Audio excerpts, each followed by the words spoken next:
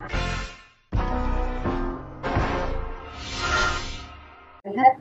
Ya, sudah terlihat. Bismillahirrahmanirrahim. Assalamualaikum warahmatullahi wabarakatuh. Pertama-tama saya ucapkan kepada pembimbing saya, yaitu Dr. Iwan, spesialis mata, yang bersedia hadir pada pagi hari ini. Insya Allah hari ini akan saya membawakan materi tentang presbiopia, reparat, lapsus, dan salah jurnal. Pertama-tama untuk sebagai pendahuluan kita harus tahu terlebih dahulu apa itu presbiopia. Nah, jadi presbiopia ini adalah keadaan fisiologis. Jadi kalau misalnya fisiologis berarti kalau jadi umum terjadi. Nah, berarti normal terjadi. Berarti yang tidak dapat dihindari yang menyebabkan hilangnya akomodasi secara bertahap. Nah, kemampuan akomodatif pada mata ini mulai menurun biasanya setelah usia pada 40 hingga 45 tahun. Dimana yang biasa gejala yang paling sering kalau misalnya kita dapatkan pada masyarakat itu orang tua yang susah melihat jarak dekat, susah membaca dari jarak dekat.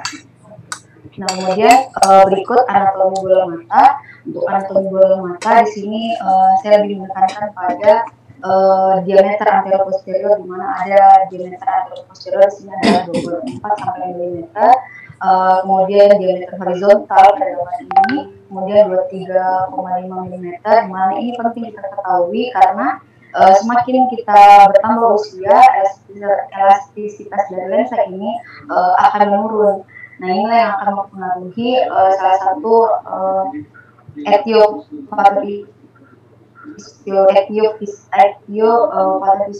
dari jadinya presbiopia. Nah, kemudian kalau untuk fisiologi akomodasi, di mana sifat elastisitas lensa dan cairan yang memungkinkan lensa untuk mengembang dan meningkatkan kekuatannya ketika ketegangan zonular berkurang selama kontraksi otot biliaris. Jadi mudahnya di sini mata kita ini ada dalam keadaan dua, di mana keadaan istirahat atau yang bisa kita bilang tidak berakomodasi, di mana ketika mata sedang tidak berakomodasi, di sini muskulus ciliaris akan berelaksasi menyebabkan ligamentum suspensorium dari mata ini sendiri akan lebih menegang. Nah, kemudian nanti lensanya akan cenderung lebih pipih. Nah, kemudian bagaimana saat ketika melihat objek yang dekat atau mata saat berakomodasi, yaitu jarak kurang dari 35 cm, respon dari mata kita sendiri adalah terjadi kontraksi pada muskulus ciliaris, kemudian ligamentum suspensorium akan lebih menegang, menyebabkan lensa akan lebih bulging. Disinilah yang menyebabkan pada orang tua pada seiring dengan berjalan usia kekuatan lensa dalam melakukan bulging ini menurun, akhirnya menyebabkan presbiopia. Nah, ini sudah sempat saya singgung di awal, di mana etiopatofisiologi dari presbiopia ini, di mana menurut teori Helmholtz, yaitu perubahan lensa seiring bertambahnya usia, kemampuannya untuk memperluas dan meningkatkan daya bias hilang disebabkan oleh sklerosis dari lensa kristalina. Inilah yang sebagai penyebab presbiopia. Nah, tetapi pada tahun 1992 ada teori dari Skazhar, di mana di sini dia mengungkapkan bahwa presbiopia ini terjadi karena meningkatnya diameter ekuator lensa hingga diameter lensa mencapai ukuran kritis. Nah, di mana biasanya selama dekade kelima kehidupan tegangan istirahat pada zona bola berkurang secara signifikan, sehingga inilah yang menyebabkan terjadinya presbiopia. Nah, kemudian faktor resiko apa saja yang bisa menyebabkan terjadi presbiopia? Pertama adalah yang paling utama adalah karena faktor usia. Di mana faktor usia di mana lebih dari 40 tahun meningkatkan faktor resikonya. Kemudian pada faktor resiko yang kedua adalah hiperopia. Jadi orang-orang yang pernah melakukan hiperopia. Kemudian ketiga adalah pekerjaan-pekerjaan yang menggunakan akomodasi jarak dekat mata. di mana seperti penjahit, pemahat, kemudian para karyawan. Nah, kemudian pada beberapa penelitian mengatakan bahwa cenderung presbiopia ini lebih dulu terjadi pada wanita dibanding laki-laki. Kemudian bisa juga faktor resikonya akan meningkat pada pasien-pasien yang mengalami glaukoma, hipertensi, diabetes, penggunaan alkohol. Kemudian lanjut ke gejala klinis. Dari gejala klinis yang biasa dan umum terjadi adalah kesulitan dalam penglihatan jarak dekat, di mana pasien biasanya mengeluhkan kesulitan dalam membaca cetakan kecil, kesulitan dalam memasukkan jarum, kemudian disertai juga dengan gejala astenopik, di mana gejala tambahan astenopik ini seperti kelelahan, rasa sakit atau rasa sakit di atau di sekitar mata, kemudian penglihatannya kabur, sakit kepala, dan penglihatan ganda sekali. Nah, kemudian kalau untuk diagnosis presbiopia ini, pertama kan analisis, kemudian selanjutnya ketajaman visual, dimana kalau untuk jarak jauh kita menggunakan Snellen chart. Setelah kita di Snellen chart biasanya pasien ini didapatkan tidak dapat membaca huruf yang terbesar. Nah, kemudian jika sudah tidak bisa membaca huruf yang terbesar, maka dilanjutkan dengan pemeriksaan counting finger, di mana di counting finger dilakukan untuk menjadi pemeriksa pada jarak 1-6 meter. Nah, pada orang yang presbiopia ini ditemukan tidak dapat melihat jari dari jarak 1 meter. Kemudian kalau sudah dilakukan counting finger, dilakukan lagi hand movement. Nah, di mana hand movement digunakan untuk menemukan arah gerakan tangan pemeriksa, bisa vertikal maupun horizontal.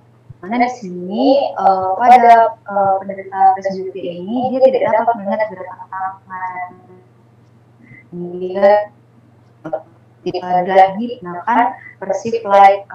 Mana di sini dia menggunakan cahaya, menggunakan sinar. Nah, di sini juga dia biasanya tidak terganggu karena cahaya, tapi dalam menentukan pada jarak dekat dia biasanya hanya kabur. Nah, kemudian selanjutnya adalah dengan pengujian ketajaman visual atau amplitudo akomodatif.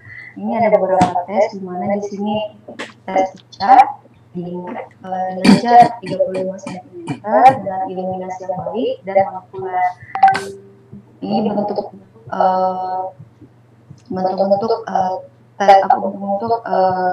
reading card yang biasa digunakan.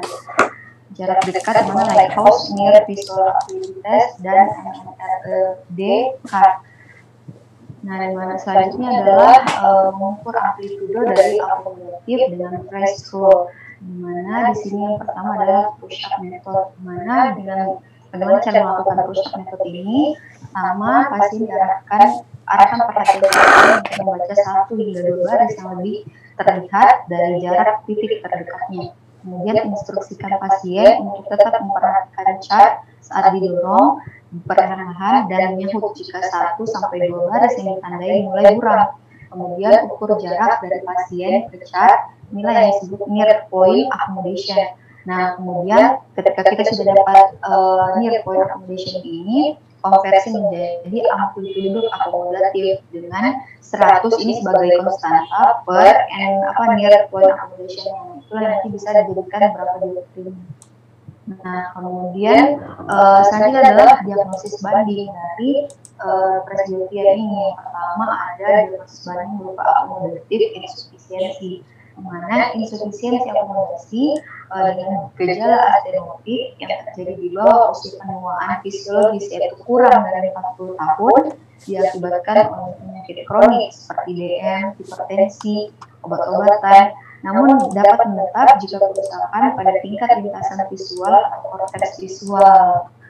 Kemudian ada diagnosis banding yang kedua adalah akomodatif excess atau biasa disebut ciliary muscle spasm, di mana spasme memiliki gejala khas, sakit kepala, sakit kening, pandangan jauh yang kabur, dan titik dekat yang abnormal.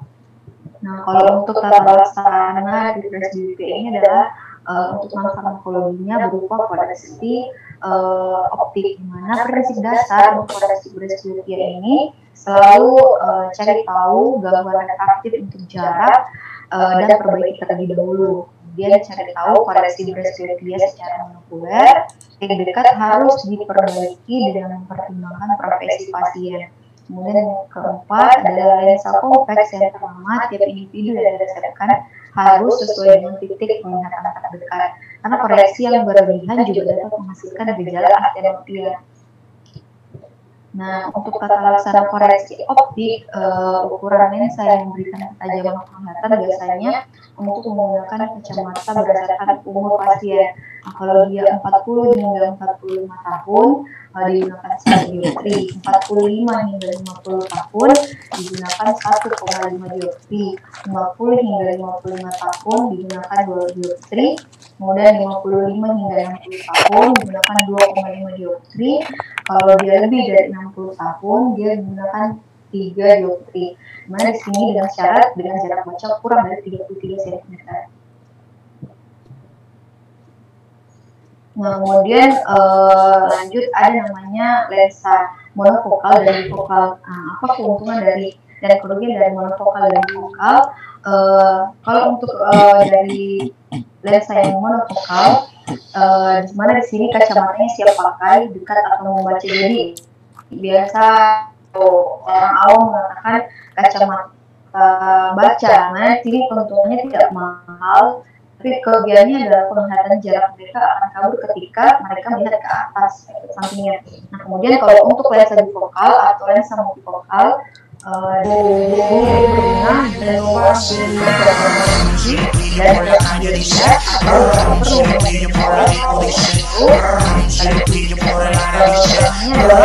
ini bukan kekurangan, tapi tergantung subjeknya, tergantung pasiennya. Dia di mana sih memang lensa bifokal atau multifokal ini dia cenderung lebih mahal dan beradaptasi. Nah, meresepkan lensa multifokal. Nah, kalau untuk lensa multifokal memiliki 2 atau lebih elemen refraksi. Nah, kekuatan setiap segmen ini ditentukan secara terpisah. Nah, makanya yang pertama adalah kita menentukan kekuatan tambahan pada lensa bifokal. Yang pertama, setelah kita bagaimana langkah-langkahnya, itu adalah mengukur amplitude akomodatif, menentukan kisaran range akomodatif, kemudian memilih penambahan kekuatan. Selanjutnya adalah menentukan jenis lensa, bifokal, trifokal, atau progresif. Nah, kalau untuk yang pertama kan menentukan kekuatan tambahan lensa bifokal, di mana informasi yang diperlukan untuk meresepkan lensa bifokal ini adalah pertama pengukuran dasar refraksi yang akurat, amplitude yang akomodatif, aktivitas sosial atau pekerjaan pasien yang memerlukan koreksi penglihatan dekat, misalnya membaca, menjahit, atau menggunakan komputer. Nah, selanjutnya adalah mengukur amplitude akomodatif. Nah, di sini bisa menggunakan range scroll yang sebelumnya saya sudah jelaskan, ataupun bisa juga menggunakan Gantt chart. Nah, kemudian ada menentukan kisaran akomodasi, di mana di sini periksa rentang penglihatan yang jelas. Jika ingin memastikan bahwa kekuatan lensa ini cocok untuk pasien, periksa apakah kisaran penglihatan jelas pasien dengan kekuatan lensa sudah benar. Rentang penglihatan yang jelas adalah jarak antara yang terdekat yang dapat dilihat pasien dengan jelas dan terjauh yang dapat mereka lihat dengan jelas. Nah, rentang ini dicapai dengan mencoba pengujian di berbagai jarak. Selanjutnya adalah memilih adisi kekuatan dari lensa. Hal ini diperlukan untuk pekerjaan penglihatan dekat pasien, misalnya membaca pada jarak 40 cm akan membutuhkan akomodasi 2,5 dioptri dan amplitude akomodatif yang terukur pada pasien. Nah, ini biarkan 1,5 diadakan sebagai cadangan. Misalnya contoh, jika pasien punya akomodasi 2 dioptri, 1 dioptri dapat diberikan dengan nyaman ke pasien. Pada beberapa pasien dapat menggunakan lebih dari setengah dari akomodasi yang tersedia dengan nyaman. Nah, kurangnya akomodasi pada pasien yaitu 1 dioptri dari jumlah total akomodasi yang diperlukan itu 2,5 dioptri. Dan ya 1,5 dioptri ini adalah perkiraan tambahan kekuatan lensa yang dibutuhkan untuk pasien. Nah, ini selanjutnya adalah menentukan jenis lensa, apakah jenis bifokal, progresif, trifokal. Nah, dimana di sini dapat kita lihat bahwa kalau untuk bifokal itu dia cenderung membaginya ada yang melihat jarak jauh dan ada jarak dekat atas dan bawah. Kemudian kalau untuk trifokal ini jarang digunakan karena dia membagi atas jarak dekat, jarak jauh, dan jarak intermediate. Nah, tapi yang paling sering digunakan adalah lensa yang progresif. Nah, selanjutnya adalah tata letak aktif, yaitu dapat dilakukan bedah refraksi, di mana bedah refraksi ada radial keratotomi, di mana prosedur ini melakukan insisi yang digunakan untuk mengoreksi kelainan refraksi dengan sferosilindris. Kemudian ada fotorefraktori keratotomi, di mana di sini kornea dibentuk ulang dengan menggunakan laser excimer. Kemudian melibatkan pengangkatan dan menggunakan laser excimer, melibatkan pengangkatan dan ablasi laser, lapisan Bowman, dan jaringan stromal kornea bagian anterior. Nah, kemudian PRK ini dapat digunakan pada pasien dengan kornea yang tipis, monovision lasik. Selanjutnya ada juga bedah refraksi yaitu monovision lasik, di mana di sini ablasi dari stromal kornea dengan menggunakan laser excimer di bawah klep kornea yang dibentuk dengan alat mikrokeratoma atau laser. Ada juga yang kita sebut dengan lensa implant multifokal atau IOL, di mana di sini IOL dapat mengembalikan secara optik beberapa penglihatan bacaan. Nah, meskipun banyak pasien post IOL multifokal sangat senang dengan hasil visualnya, ketidakpuasannya terjadi pada minoritas yang signifikan, terutama karena silau pada malam hari dan berkurangnya sensitivitas pada kontras. Sekian dan terima kasih. Saya kembalikan kepada moderator. Ya, terima kasih tadi pembacaan para dari saudara Hesti. Mungkin dari kakak dan teman-teman ada yang ingin bertanya.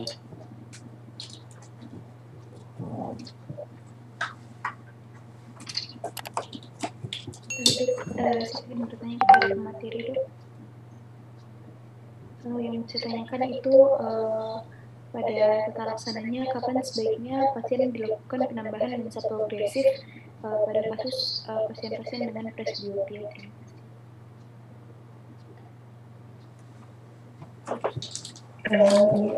Terima kasih Saudara Putri atas pertanyaannya. Permisi Dok, izin coba menjawab Dok. Yang saya pernah baca dari pencarian juga, kapan sebaiknya dilakukan penambahan lensa progresif adalah pada pasien dengan presbiopia yang masih awal, yang belum pernah memakai lensa bifokal, kemudian pasien yang tidak memerlukan bidang penglihatan jauh yang luas, dan pasien yang sangat termotivasi untuk menggunakan untuk kembali penglihatannya dengan normal. Pasien yang berubah dari lensa multifokal konvensional dari konvensional ke progresif harus diberitahu dulu bahwa akan ada distorsi dan adaptasi pada pasien. Jadi itu yang bisa saya jawab Dok. Mungkin dari kita ada yang bisa kita koreksi Dok.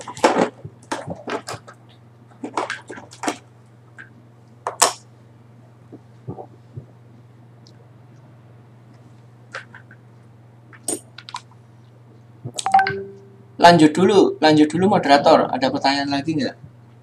Ya, baik Dok. Mungkin dari kakak dan teman-teman masih ada yang ditanyakan, silakan bertanya.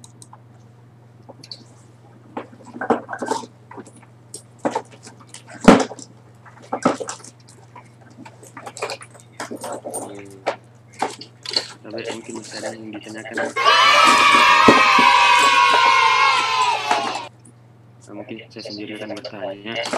Dan bertanya itu apakah ada cara untuk pencegahan terhadap presbiopia? Itu bisa dijelaskan. Ya, terima kasih saudari Sofwa pertanyaannya. Kalau untuk ditanya bagaimana apakah ada pencegahan dari literatur yang saya cari sebelumnya susah untuk dicegah ini presbiopia. Tapi ada beberapa anjuran di mana ketika kita sudah umur lebih dari 40 tahun, di bawah dari, jadi kita rutin memeriksakan mata kita dengan berkala, di mana jika usia udah 40 sampai 54 tahun bisa diperiksakan tiap 2 sampai 4 tahun sekali untuk diperiksakan dan kalau untuk pada umur 64 tahun tiap 1 sampai 3 tahun. Kemudian kalau umur sudah dari 25 pun diperiksa setiap tahun atau sampai 1 sampai 2 tahun. Biasa literatur yang saya baca.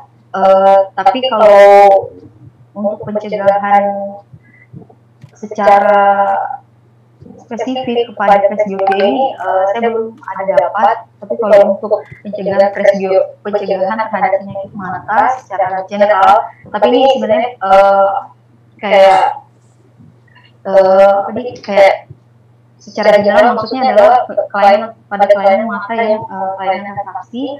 Saya pernah baca pada buku ini bukan buku kedokteran, tetapi di sini nama bukunya adalah Rasulullah is my doctor.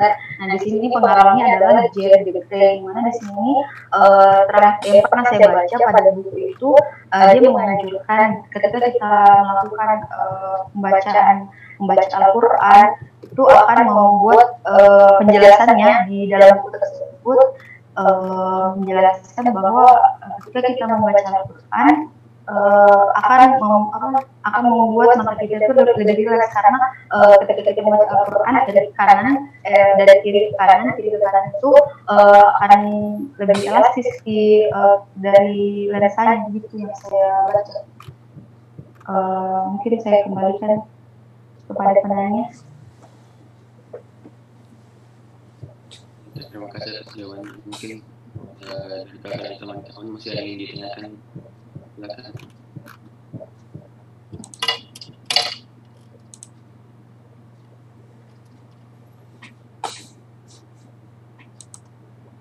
Tapi mungkin ada yang ditanyakan.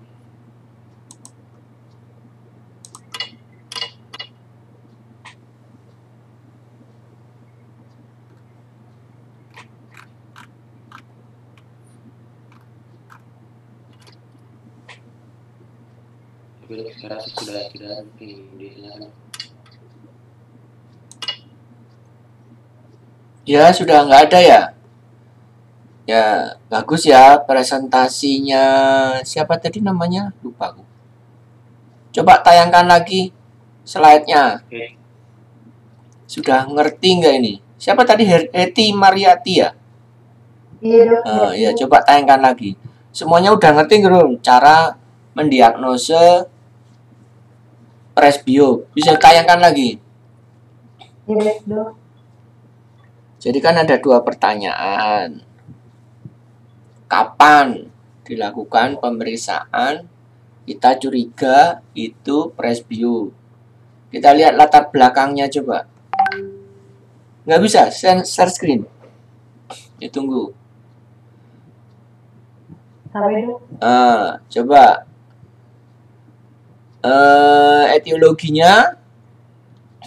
etiologinya faktor risiko. Nah, etiologi karena penuaan toh, etiologinya karena penuaan. Slide sebelumnya. Etiopatofisiologi karena sudah menua. Ini dekade ke-5 kehidupan. Berarti sekitar rumput 40-50 itu ya. Nah, gimana mencegahnya? Tadi pertanyaan pertanyaan nomor 2 tadi ya dari moderator.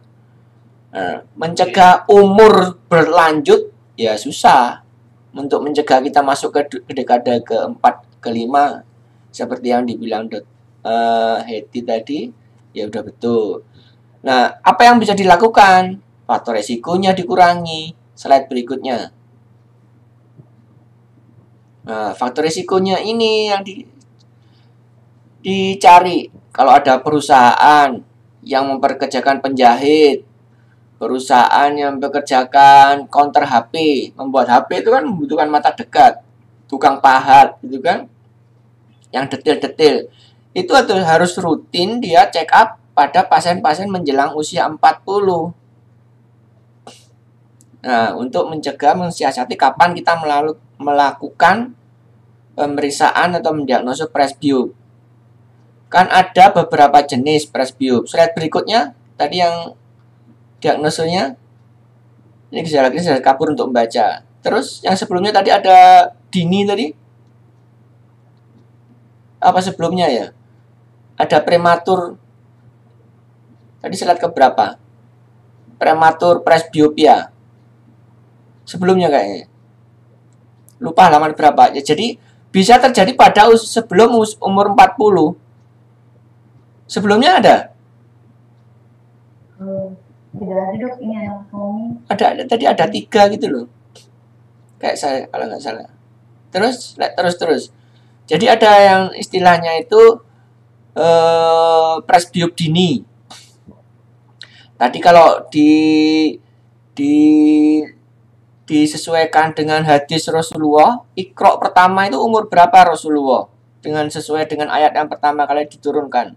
Umur 40 kan? Tadi nyangkut-nyangkut ada bacaan dari Al-Quran tadi. Nah, pada umur 40 itu manusia dikurangi kenikmatannya. Dia tidak bisa membaca dekat. Itu teorinya. Karena Rasul pun juga seperti itu. Disuruh Iqra, nggak bisa baca dia.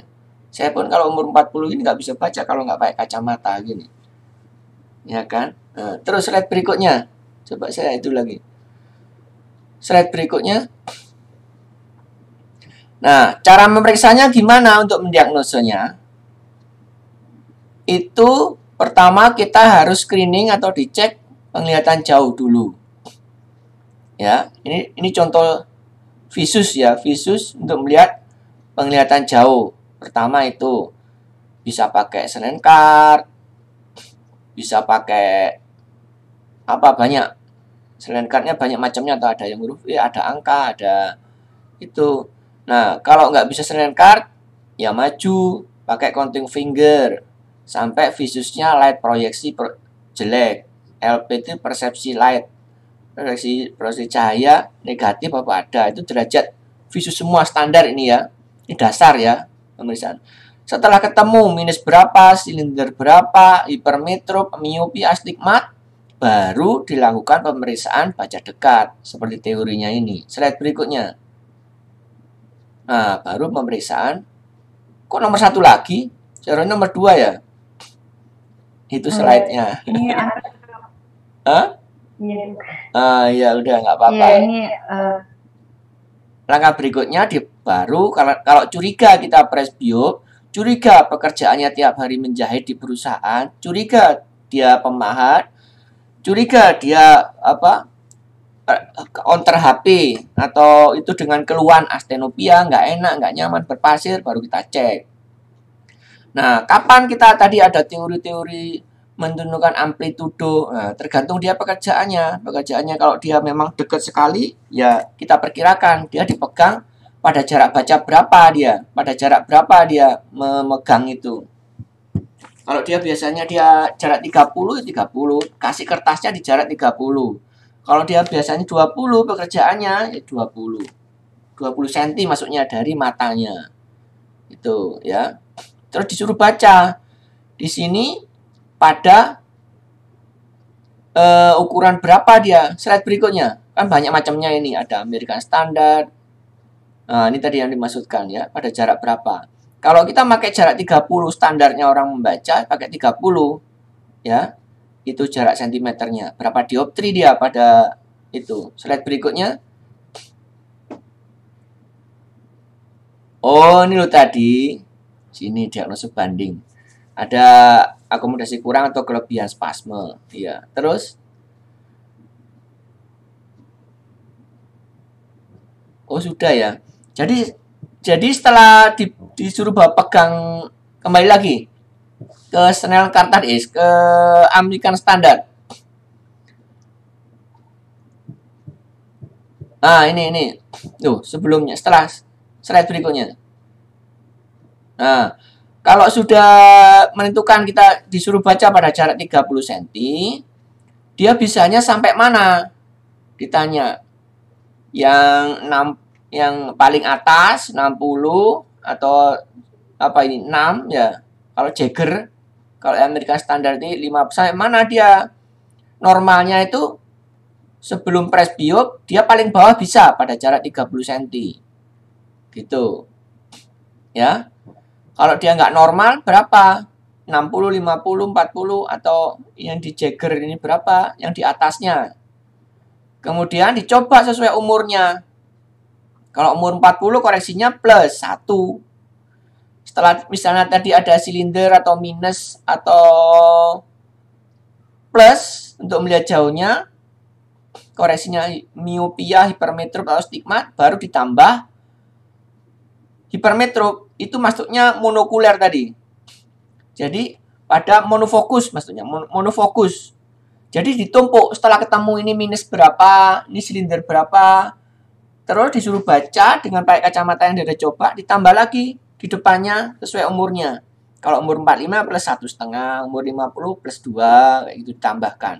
Itu maksudnya.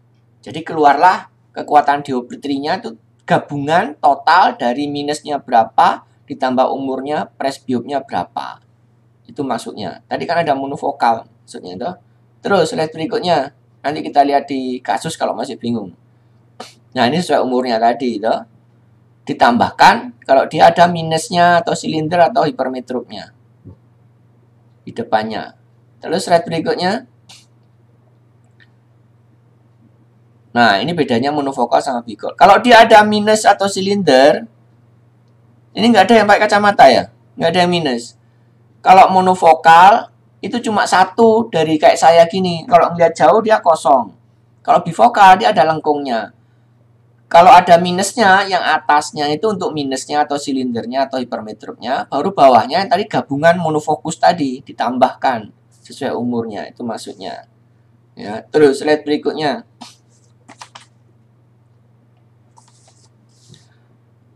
Nah, ini kekuatan ditambahkan, toh. Dari untuk melihat jauhnya tadi minus silinder atau hipermetrop ditambahkan di bawahnya. Jenis bifokal lensanya bisa milih bifokal, trifokal, dan progresif. Itu tergantung kebiasaannya masing-masing dan pekerjaannya masing-masing. Kalau saya melihat jauh bagus, saya lebih suka pakai monofokal. Lebih suka dibilang kayak gini bacanya. Kalau ngelihat dari jauh itu seperti ini. Ada yang suka gini. Kalau ada yang malu dibilang ini kayak orang tua gitu. Tapi ada juga yang suka gini. Jadi atas bawah itu ada kayak buletannya, ada yang nggak kelihatan, ada yang 3 susun trifokal. Itu pabriknya sudah nggak ada kayaknya kalau trifokal. Sekarang sudah cenderung progresif karena lebih bagus kelihatannya. Terus slide berikutnya. Ini tambahan tadi toh, seperti yang saya jelaskan. Tergantung dia pekerjaannya. Dia maunya yang mana, jarak berapa, disesuaikan, ditambahnya kan berapa. Sesuai dengan yang dia mau. Kalau umur lebih dekat mungkin ditambah, misalnya umurnya 40 kan 1. Kalau dia pengen lebih dekat lagi ditambah 1,5 atau 1/4 gitu, sesuai dengan pekerjaannya dia. Sehari-hari jaraknya berapa jauh dia pekerjaannya. Terus slide berikutnya. Ini tadi masuknya jaraknya tadi. Terus slide berikutnya. Kisaran akomodasi, ya seperti tadi yang saya jelaskan, dicoba ya secara subjektif dicoba ya, tergantung pekerjaan sukanya yang mana, sesuai umur juga pertimbangannya, kemudian dengan kenyamanan dia, kira-kira bekerja sehari-hari tambah plus berapa. Terus slide berikutnya, ini memilihnya ya, terus sama ini, nah ini jenisnya tadi, terus Nah, ini operasi. Kalau punya duit ya, seperti yang saya bilang tadi, kalau kepingin nggak pakai kacamata dan dibilang cantik, nggak dibilang tua, karena umurnya udah mau 50, ya operasi seperti biasanya ini. Bisa teknik keratotomi, PRK, atau LASIK. Tapi bukan menipiskan dari yang penglihatan jauh, tapi bagian bawah ya. Dibentuk cembung malahan. Slide berikutnya, intinya sama. Ini juga ada teknik ditambah lensa. Kalau pada pasien katarak, sekalian dioperasi katarak, terus ditambah jenis lensanya yang ada presbiopnya. Tuh, terus slide berikutnya lensa tanamnya. Ya, cukup. Jadi sudah menjawab pertanyaan ya, kapan diberikan? Itu tergantung pekerjaan yang masing-masing. Kalau dia udah mengeluh, ya sebelum 40 pun bisa kadang-kadang. Terus pencegahannya mengurangi risiko tadi. Kalau menjadi muda lagi nggak bisa. Ya, ada pertanyaan lagi? Kalau nggak ada pertanyaan, lanjut.